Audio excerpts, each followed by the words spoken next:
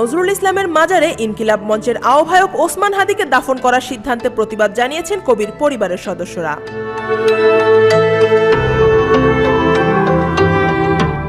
ওসমান হাদির মৃত্যুর পর শুক্রবার গভীর রাতে জরুরি বৈঠকে ঢাকা বিশ্ববিদ্যালয় কর্তৃপক্ষ সিদ্ধান্ত নেয় নজরুলের সমাধি চত্বরেই হাদিকে দাফন করা হবে।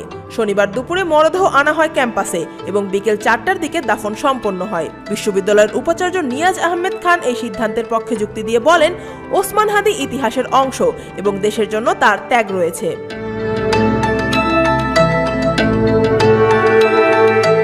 তবে এই সিদ্ধান্তকে স্বাভাবিক প্রশাসনিক প্রক্রিয়া হিসেবে দেখছেন না নজরুলের পরিবার।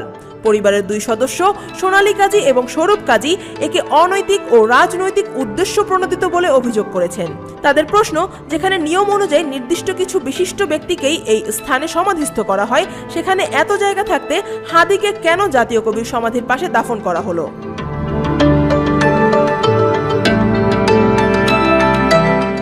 1976 সালে নজরুলের মৃত্যুর পর রাষ্ট্রপক্ষ সিদ্ধান্ত নেয় নজরুলকে এমন স্থানে দাফন করা হবে যা কেবল তার নামেই পরিচিত থাকবে। এই সিদ্ধান্তই মাজারকে স্বতন্ত্র জাতীয় প্রতীকে পরিণত করে। ওই স্থানে আগে থেকেই যুক্ত ছিল শিল্পাচার্য জয়নুল আবেদিনের কবর।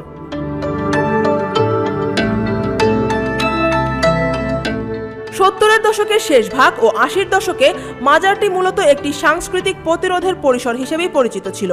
সে সময়ে জাতীয়তাবাদী ছাত্রদলের প্রতিষ্ঠাতা সাধারণ সম্পাদক মাহবুবুল হক বাবলু ঢাকা বিশ্ববিদ্যালয়ের একটি ছাত্রাবাসে বোমা বিস্ফোরণে নিহত হলে ছাত্রদল বাবলুকে কাজী নজরুল ইসলামের মাজারে দাফনের দাবি তোলে।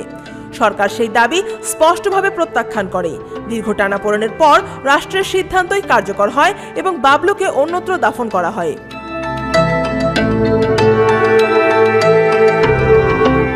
পরবর্তীতে এরশাদ বিরোধী আন্দোলনের উত্তাল মুহূর্তে 1988 সালের 2রা ফেব্রুয়ারি জাতীয় কবিতা পরিষদের মঞ্চে হঠাৎই মৃত্যুবরণ করেন শিল্পী কামরুল হাসান। কামরুল হাসানের সাংস্কৃতিক মর্যাদার কারণে তাকে নজরুলের মাজারে জয়নুল আবেদিনের পাশেই দাফন করা হয়। এর প্রায় 37 বছর পর 2025 সালের 20 ডিসেম্বর একই মাজারে দাফন করা হয় ভারতীয় আধিপত্যবাদ বিরোধী সাংস্কৃতিক বিপ্লবী ওসমান হাদিকে।